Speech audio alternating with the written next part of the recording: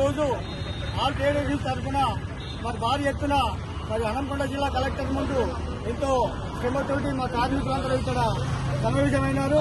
మరి గత పాలకులు చేసిన పొరపాటు కార్మికులు ఎంత నష్టపోతుంది అనేది గవర్నమెంట్ కు ఇంతవరకు కూడా కన్నుకు కలవట్లేదు. మరి గత ప్రభుత్వము దాదాపుగా పీడీ యాక్ట్ కింద 2500 వేల కోట్ల రూపాయలను దోపిడీ చేసి తర్వాత అమలు చేస్తామని తీసుకుపోయి ఇంతవరకు కూడా జమ చేయలేదు. కాబట్టి అది తక్షణమే వెంటనే ఆ 2500 వేల కోట్ల రూపాయలను సంఘంలో ఎప్పుడు కానీ అమలు చేయాలని మేము కొట్లాడుతున్నాము.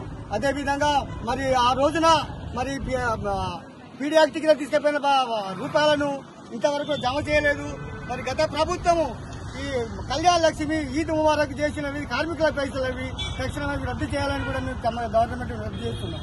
ఇంకోటి ఏంటంటే మరి భవన కార్మికుడు మరి చనిపోతే 100 సంవత్సరాలకు గ్యారెంటీ ఉంటుంది, కానీ 60 సంవత్సరాల వరకే కార్డును దాన్ని అమలు చేయడం జరిగింది. అది జీవితకాలం కొనసాగించే విధంగా వెల్ఫేర్ కార్డును అమలు చేయాల్సిందిగా రాష్ట్ర ప్రభుత్వానికి ఉంది.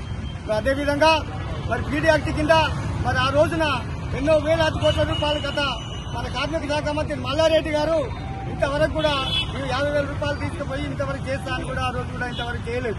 మరి అలాంటి కార్మికులు మరి సెస్ రూపకంగా మనకి ఎన్నో రూపాయలు అదనంగా దొంగల యాక్ట్గా పోతున్నాయి. కాబట్టి అవి తక్షణమే అమలు చేయాలి. మరి ఆ రోజున మరి 96 చట్టాన్ని అమలు చేయడానికి మన ఏ రాష్ట్ర ప్రభుత్వంలో లేదు. మన ఓన్లీ తెలంగాణ రాష్ట్రంలో ఈ వెల్ఫేర్ బోర్డు ఉన్నది. అది కూడా కనుమరుగయ్యే ప్రమాదం ఉంది. కాబట్టి దాని తక్షణము ప్రైవేటీకరణ రద్దు చేసి దానికి వెల్ఫేర్ బోర్డుకి చైర్మన్ నియమించాలని కూడా డిమాండ్ చేయడం జరుగుతుంది.